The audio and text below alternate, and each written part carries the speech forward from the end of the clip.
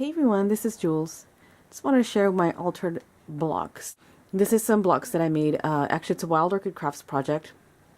It's one of my last projects for them, as the design team, the old design team, is now retiring. This is supposed to be like my fall themed kind of thing. As you can see, there's a lot of earth tones and a lot of green and creams, whites, blacks. We were supposed to create a project that is fall inspired. So this is my fall inspired project for the month of September. So I painted the blocks first, and then I did the masking of Chrissy Tomlinson's doily, and I did some mixed media. This is some chipboard chicken wire, and there's cheesecloth under there. That texture there is all cheesecloth. And some drywall repair tape that is this little bits right here. And some masking on top, some more of the tape there. Some fiber paste with some script masking, some hymnal paper, and I just added some paint to it and distressed it. And I like how this came out. I added some green paint, some brown paint to kind of make it look a little grungy. All these are Wild Orchid Crafts flowers, from their 20mm roses to their 8mm roses to their cherry blossoms, gardenias. I have the product list over on my blog, and you guys can take a peek. I use a lot of cheesecloth that I have in my stash, and there's silk ribbon, a Filigree Flower, so there's some metals there, some Tim Holtz metals, and some Maya Road chipboard pieces. These are hearts. I don't know how well you can see that, but there's a heart there, and the outside frame of one back there that's crackled accented. This is a cork. Back here is a cork and a screw. You might be able to see that there.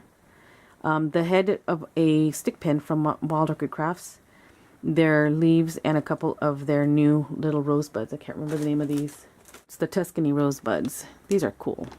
So I added a couple of those here, and just cut out from the paper collection Special Memories a Scrabble tile piece with the letter M on it, and a tiny clothespin, and some changes dangling off the edge there. Actually, I had it glued up there, but it came off.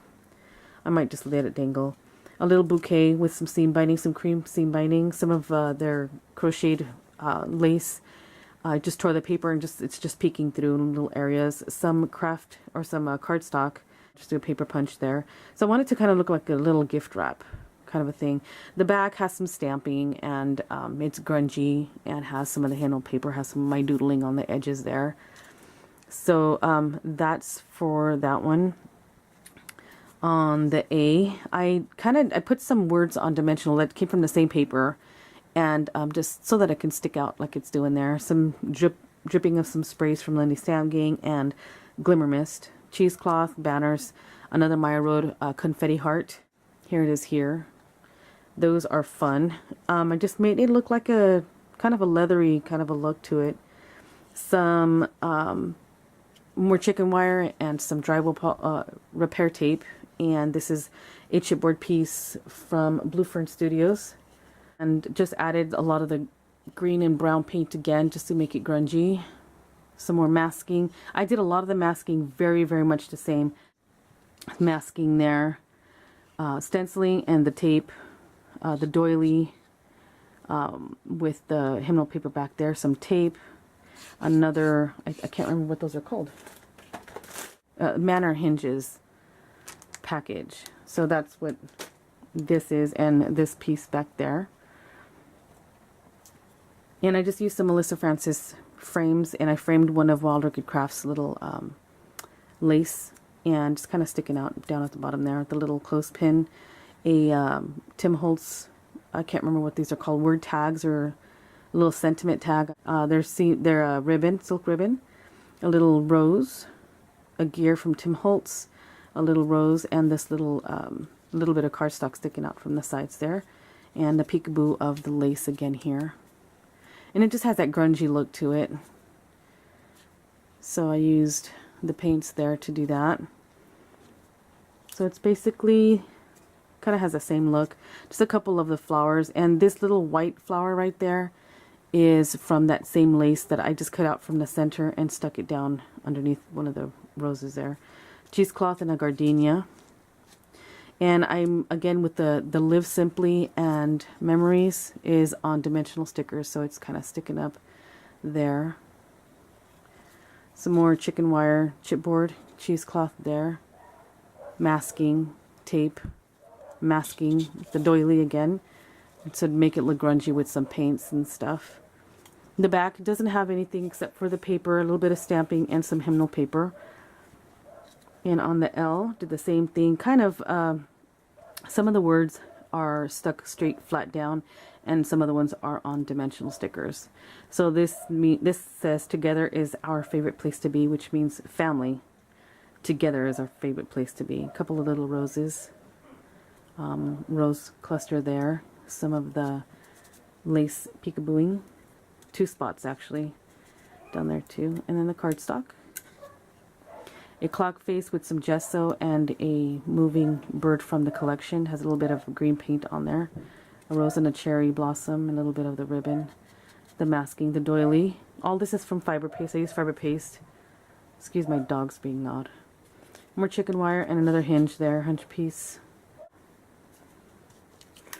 And the last piece is my favorite, I think, or one of my favorites, I guess.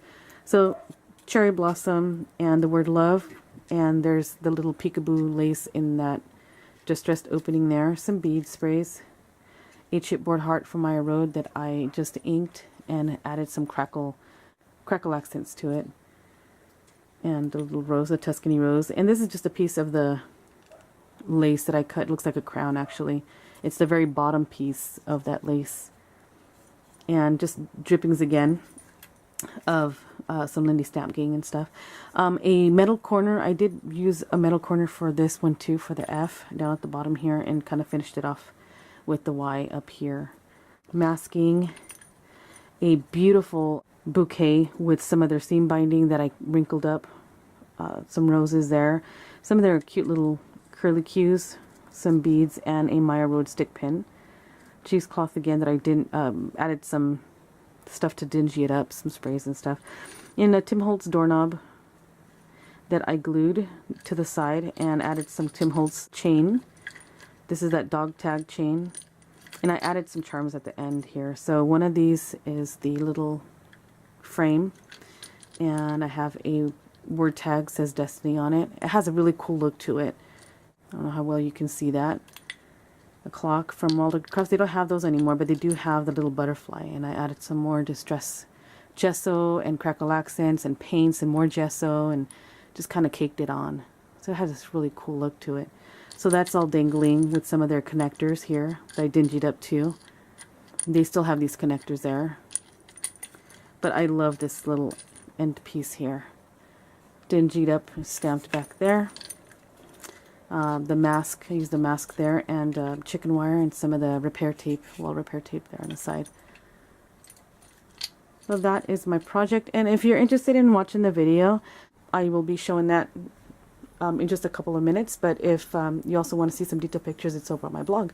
Alright you guys, thanks so much for watching, and I don't know if I mentioned it, but this is for a good friend of mine, and I'm not going to say who because I want her to be surprised, and I'll show something else that I made for her soon. Alright you guys, have a good day. I'll talk to you later. Here's a tutorial. Jules sending out of the Jewel box for Wild Orchid Crafts. Bye everyone. Here I'm going to start with some, I believe this is pine from Craft Warehouse, and some gesso.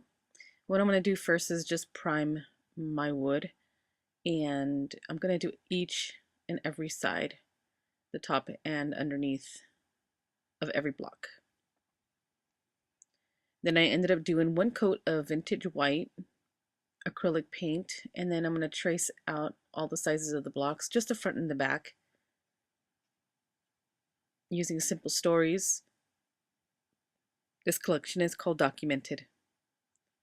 So I'm just going to cut out all the pieces for all 6 blocks.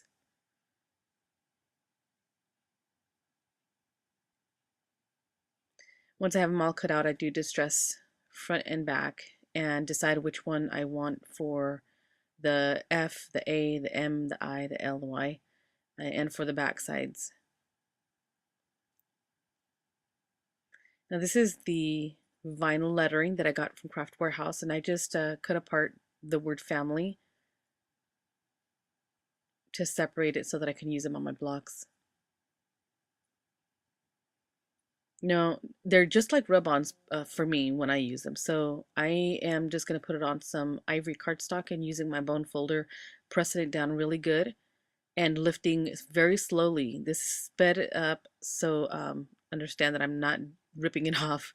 I am doing it really slow because once you peel it off, you can mess it up because you'll end up stretching it. So you want to make sure that you press really, really well on the lettering. So I'm going to do that for each letter. And then what I do is I wanted to make these pop, and I don't want the black letters to get lost in the paper collection because it's so dark. So I end up cutting all the way around the letters, and I leave a border so that it has a frame and it pops better off of the page or off of the paper. So I'm going to cut and leave a border for each letter. And there we are. I'm going to leave the L and the Y. I'm not going to cut the hoops out or the little holes out.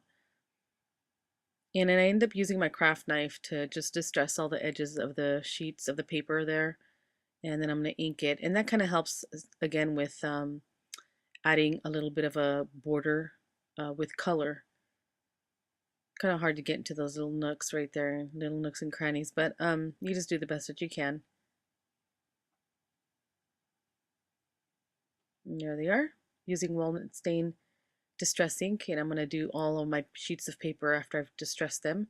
I'm going to ink them up, kind of get some of the ink on the paper itself too. I want to give a dark kind of a border around all the pages. And what I end up doing is I get an emery board. I don't know what grid it is, but I end up taking off the paint off all of the edges. That way I can ink it later and it'll stain it better. Then using some vintage hymnal paper that I got from Miss Katie Blue on Etsy. I get all of my vintage paper from her.